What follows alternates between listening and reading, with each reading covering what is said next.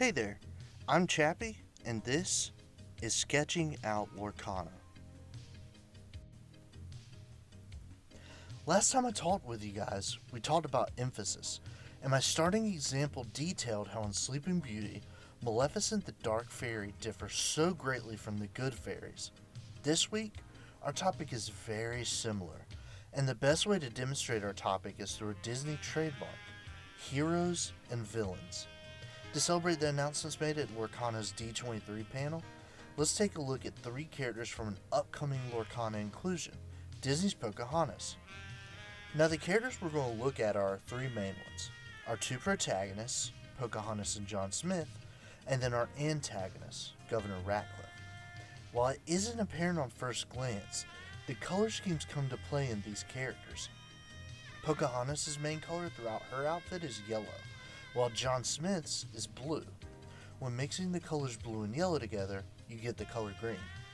Now Governor Ratcliffe's main color is a very deep red, seen in every bit of his clothing, sometimes even rivaling on purple in some parts and lightings. This makes Governor Ratcliffe complementary to the heroic duo, properly and purposefully making him the negative of Pocahontas and John Smith's positive. And even without including the secondary protagonist, when you take John Smith out of the equation, Ratcliffe's hues are so close to purple that they complement Pocahontas' yellow hues as well. So he naturally offsets Pocahontas no matter how you cut it. He purposefully contrasts with our heroes. And that's what we're discussing today. Contrast. So what is contrast? And how does it deal with Lorcana art? We'll tackle all of that and much more, including a special matter at the end that I want to discuss, with this chapter of Sketching Out Lorcana.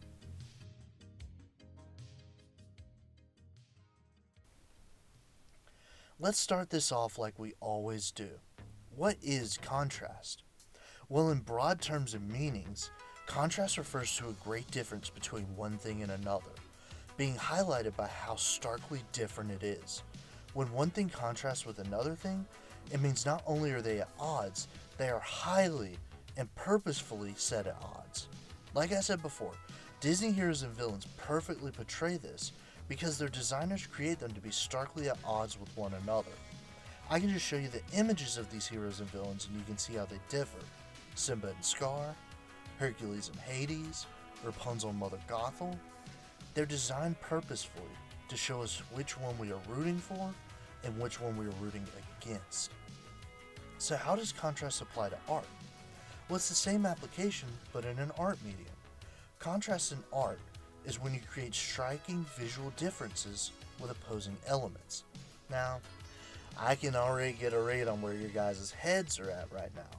You're probably thinking, Chappie, isn't this what we talked about last week with emphasis? Well, not last week, last couple of weeks. If you're thinking that, I am actually, no lie, no joke, I'm super proud of you. And I'm glad that you picked that up and retained it just with my, little definition. Emphasis and contrast are very similar, but there is a difference. And that difference lies within the fundamental use. With emphasis, you're creating a purposeful difference that draws your attention to a piece of the artwork. With contrast, you're creating elements that clash and give the stark difference it's known for. With emphasis, it's purpose that comes first. There's a reason why it's different. With contrast, while there is purpose, the juxtaposition outweighs the purpose. In other words, emphasis draws the eye to what's different and disregards the rest, while contrast makes us painfully aware of the two elements and their difference clashing. Let's take a card as an example, and I'll note a popular contrast method that I've picked up on that's used in Lorcana. Let's look at Be King Undisputed, a Ruby Song card from Ursula's Return. This art is so visually striking and I love it to dang bits. Emily Abadir killed it with this depiction of Scar rising up and hyping up the hyenas. One thing we need to cover, in case you guys don't know about it, is a part of color theory and color schemes that I mentioned at the beginning example. I mentioned, if you recall, complementary colors. Complementary colors speak to two colors on opposite ends of the color wheel, which clash to create a neutral color when combined. There are 6 main colors you need to keep in mind for this: your primary colors, red, blue, and yellow, and your secondary colors, green, orange, and purple. So which color is the complementary color of the other colors? Well, the pairs are always comprised of a primary color and a secondary color. And the best way to remember their pairing is that it's the primary color that has no association with the secondary color. Red doesn't mix to make green, so red's complementary color is green. Blue has nothing to do with orange, so those are a pair. Yellow has no hand in purple's creation, so purple is the complementary color of yellow. With this, we can start to piece together how contrast works in these pieces. The majority of the card's color is set in a ghastly green hue. It's the bright reds accented within Scar's fur, mane, and crags of the rocks he's clinging to that contrast with the rest of the piece. It's nothing super impactful, it's in harmony.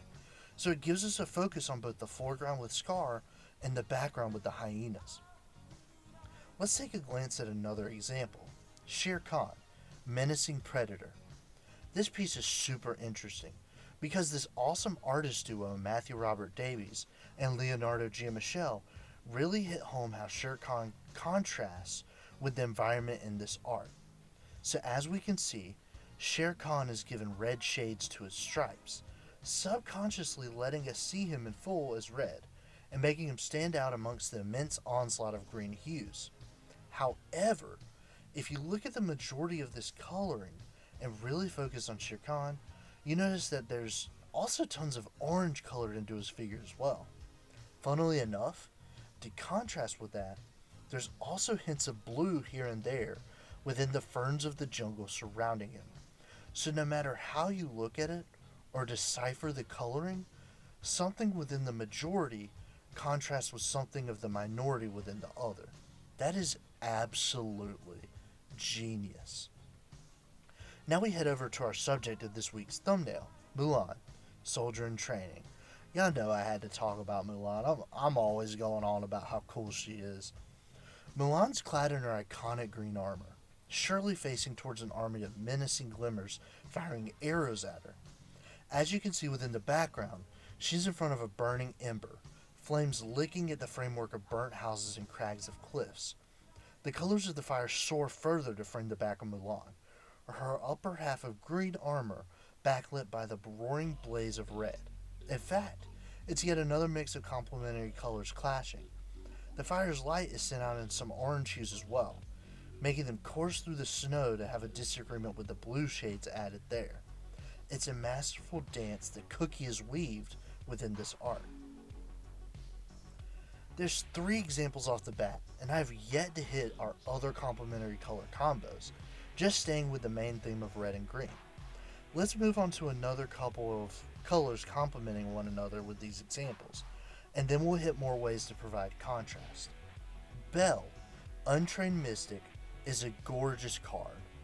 A tad awkward, understandably, but still a gorgeous depiction of our caring mystical princess. My favorite part is the warmth of this piece, achieved by the light source of a fireplace to the right just outside of frame. The bright bask of light lining Belle's side makes it apparent that the light source is close and raging, bathing the right side of Belle and the entire room in an orange glow. This purposefully contrasts with Belle's iconic blue outfit and hairbow, and also the beast's pants, which have the slightest hint of blue laced into their coloring. Top this off with areas of gold instead of orange, and hits of lavender to offset that gold, and you've got a super complementary piece. Now let's step away from Belle and focus on getting one jump ahead of, well, the card, one jump ahead. A majority of this piece is colored in blue. You've got the sky behind Aladdin, the awning just to the bottom right of him, and even the palace guards trying to poke him with their slight blue tints within the steel of their swords. So it's only natural that, to naturally give us a difference between these elements, the buildings of Agrabah and Aladdin himself have hints of orange dashed into their color. It's brilliant to have the sky contrast so well with the walls and city of Agrabah, in my opinion. Before we move on, this is definitely a reference to the Aladdin game on Super Nintendo, right? how you get the little cloth and be able to glide through the levels, right? I'm not crazy, right? This is a Super Nintendo reference. Please tell me it is. So another use of contrast, and probably the most well known and obvious, is how light and dark objects will contrast in a picture or artwork, or better known as contrast in value. You'll have the super bright object in a sea of darkness, or you'll have a piece of paper with a single ball all colored in with black. Lorcana has some cards that tackle this as well. Let's take a glance at a couple. Probably what I can claim off the top of my head as the best example of value contrast in Lorcana is the enchanted variant of Kita, Protector of Atlantis. This breathtaking rendition of Kita, harnessing the heart of Atlantis, is unique to the world of Lorcana, being embodied by amber energy rather than the vibrant blue hue of the crystal. However, even with the unique twist, the setting stays the same. As you can see within the art, she's still lifted within a dark cave, circled by the masks of the former Atlantean monarchs. With the surroundings washed out in dark and gray shades, Kita's brilliant amber hues stand out even more, as they contrast so well with her setting. Yet another great example of this is seen within the art of Imperial Proclamation, a Mulan item that debuted in Ursula's Return. This card's great because you not only get the light and dark contrast with value, but you also get some complementary color contrasts as well.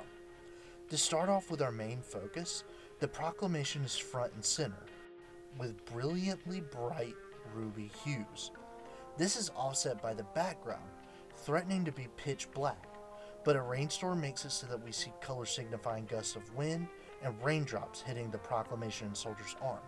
Speaking of the soldier's arm, there again we see that green armor that Mulan donned before, clashing as a complement to the red coloring within the proclamation. It's a beautiful blend, I love it. Another type of contrast that we see a good bit of in Lorcana is saturation contrast, which is when we get a really vibrant subject and a more desaturated background, or vice versa. If there's an ink that helps this type of contrast shine perfectly, it's definitely steel. In fact, both of my examples of saturation contrast come from the two awesome steel enchanted variants that I'm going to talk about today. Let's start off with a favorite from earlier this year, And Then Along Came Zeus, our first enchanted song.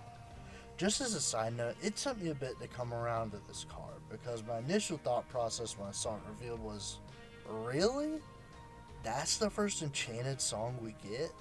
Circle of Life, or Colors of the Wind, or Reflection? But I later embraced it after Reflection. I threw that pun in too much. Because Hercules' music is so great, and the card art is wonderful. Zeus's aura is palpable, honestly, and that's accentuated by the saturation contrast. Zeus and his hurled bolt of lightning are super bright, and stand out so well against the desaturated clouds, debris, and even the grasping hands of the Titan suffering his wrath. I mean, the card's called And Then Along Came Zeus. You gotta bring attention to Zeus, because and then along came Zeus, he hurled his thunderbolt. Like, you gotta bring attention to that stuff. Like, you gotta. For our second saturation contrast, let's look at a newer enchanted example, Snow White, Fair-Hearted. Yet again, an amazing rendition of Snow White in this Dreamboard set. The Princesses as Knights is so cool, and we get this depiction of Snow White being wondrous and inspiring, while also being so metal. Like, this is a metal card. She looks peaceful and serene and stuff, and she's talking to her bird, but this is metal. Like, this should be on a metal cover album. What I want to bring attention to is just how bright she is in comparison to the background behind her. While we see the beautiful swirls of red and yellow and blue within the sky and clouds that she's framed by, keep in mind they're playing with They're playing with primary colors through all of this. They're dwarfed in saturation by her striking red bow and underside of her cape, also by the blue band along her skirt and puffs of her sleeves, and then finally by the shiny gold of her shield and armor. This card is breathtaking, and all of the colors utilized are beautiful, but that slight washing out in the background is noticeable, and it makes Snow White stand out as even more pretty than before. And while there's more and more and more examples, which I'll flash here on the screen and let you select and deduct which type of contrast is used based on what we learned today, did you know you're going to do some homework? Did you know you have homework with sketching out Lorcana this week? Get back to me, you're being graded. There's also more examples of contrast that we could go on and analyze as well. I mean, y'all know me. I could blab on and on and on about how it's masterfully used in Lorcana. But I'm going to take a detour and cut it short today because I wanted to focus on a topic that's come up recently, and it's a bit tacked on here and pretty last minute of me to add. I wanted to touch up on this because I feel like it's important not only as an artist in the Lorcana community, but also as a devoted lover of Lorcana's art to discuss the matter and address it. It's really important to me, and it's why I want to be serious for a little bit. And that matter, my friends, is critique. Now, that's a word that gets some people nervous. And honestly, it should. Critique is addressing how to fundamentally make something better, with usually some notes included on the matter. Those notes can be either very light or very harsh. But often, the aim of criticism is to be constructive. So why did this come up? Why am I bringing this up this week? Well, earlier on in the week, someone called out a certain piece of Lorcana artwork on Twitter and noted that there was something up with how it looked. Not the art as a whole, but just a certain section of the piece, just a bit. That's alright and fine. It's fine to say stuff like that. But the person went on to leverage this as evidence that Disney Lorcana's art team used artificial intelligence, aka the big bad AI, to compose their art pieces. Let me give you a little insight as an artist. Growing up, I feared critique. I loved making art and I loved being praised for it. I loved going to my mom when I was younger and showing her a little stegosaurus that I drew and hearing her say, "Chap, that's really good. You did awesome." I loved that. If someone said, "You need to improve on this," or "this fundamental could use some work," it was a bit of a gut punch to me when I was younger. But as I've grown as a person, I've come to love critique and even encourage it. When people give critique, it's because they care about the art and want to see it improved even more. More so, it speaks to them respecting you and saying, "This is awesome and it's amazing and I love it." But there's this one little thing I noticed, and here's how it can be improved, or how I think it can be improved. Critique helps us grow and get better in our craft. So whether it's harsh or light, it helps us out no matter what. But again, when giving critique, you need to approach it from an angle of respect when giving it. When a person sees an art piece and says, "Oh no, this has got to be some AI shenanigans," that loses all credence of critique. Because that can be translated as, "I don't like this." That's the death of constructive criticism and where it becomes an opinion. Because hey, you can dislike something, but that does not mean it isn't someone else's favorite thing. You're not fundamentally giving pointers when you dislike something. You're stating your opinion, which again is fine. But opinion is not critique. Opinion is always subjective. Whether you're just a normal everyday Joe Schmo or you're daggum Bob Iger. Art should be made for the artist's enjoyment. It's made for others to gawk and awe at, but it's not going to get everyone to do the same. It's not going to be everyone's cup of tea. If you're an artist trying to appeal to everyone, you'll never be happy with your craft. And art should be about the artist's enjoyment. This is your creation. This is your way of sort of playing God in your own world. So, when someone tells me that they don't like my art, instead of critiquing what they don't like, I, as an artist, brush it off. Because that's just background noise. I created this piece not for you, but for me. And that's what matters at the end of the day. A great example of this in practice comes from when Pete Docter, you might know him, he's a director for the Pixar movies. He directed Monsters Inc., Up, Inside Out. He got the chance to talk with Studio Ghibli director and anime freaking legend Hayao Miyazaki. This is the guy that brought you Kiki's Delivery Service, Spirited Away, Howl's Moving Castle, My Neighbor Totoro, all the greats. So Pete Docter got to ask Hayao Miyazaki when he thought the shift began from making changes in art for himself to making changes in art for the audience. He was basically asking, when do you appeal for the audience? When do you stop making it for the audience and make it for yourself? Hayao Miyazaki replied with, I never think about the audience. That, and given Hayao Miyazaki's portfolio and pedigree, should speak volumes, and speaks to how an artist should not change their art to fit to every single person's ideal of good art. And even with the topic of Disney Lorcana, even though this is a mass-produced product and it's got, franchises splashed onto the art, this is still an artist's interpretation of that media, of that character, of that song, of that location. It's still what makes the artist happy about that character, what they love about that character, what they love about that precious item, what they love about that location. This card, this is the one that got people talking, is gorgeous. It's absolutely breathtaking, and it's mystical, and it's wonderful, and it's magical. There are things which can be improved, but that's true of everything. Let me tell you, as an artist, hands are hard to draw, especially stylized hands. I want to forget about that.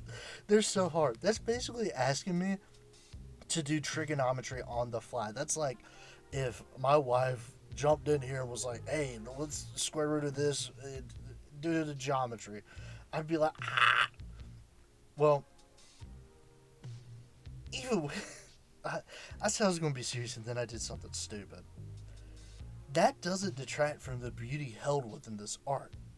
Mirabelle is glowing and looks so wondrous, and this deserves to be an enchanted. Critique does not detract from the beauty. It's only to help the artist grow.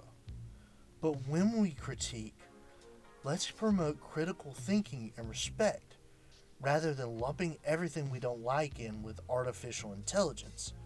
Instead of saying, this art is weird, I don't like it, a computer algorithm helped create this art, state what you think looks weird about it, what can be improved, and in turn, maybe the artist will have answers for you.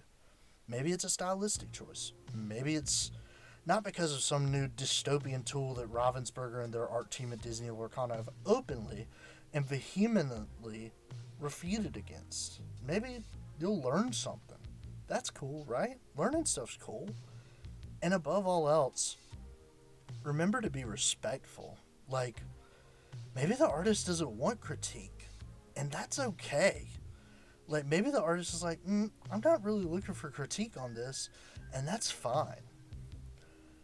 And that's what I want to promote here. Learning and growing and appreciating the art in this world. There is beauty in everything and love in everything. And I'm here to explore that love and beauty invested within this wonderful card game. I wanted to take this time to just talk about this because I've seen people talking about it on Twitter. I've seen people talking about it in the Discords. And I feel like, we should promote criticism. We should promote critical thinking about art and Lorcana and this whole subject of, critiquing something, giving our feedback on it, but keeping it positive, keeping it respectful, not bashing people's art. Like, they put time and effort and hard work into this. And yes, it can be crappy to see people critiquing this game that we love, but that at the end of the day, critique is important. Critique is, like I said, to help bolster and help somebody grow. So even if it is constructive criticism, it's not tearing down, it's building up. When handled right, and when it's not lumping it's not lumping in AI and bland statements like I don't like this, the art's mid. Uh I don't understand this. Like, you're always going to be ignorant to what you don't understand if you keep that closed mindset.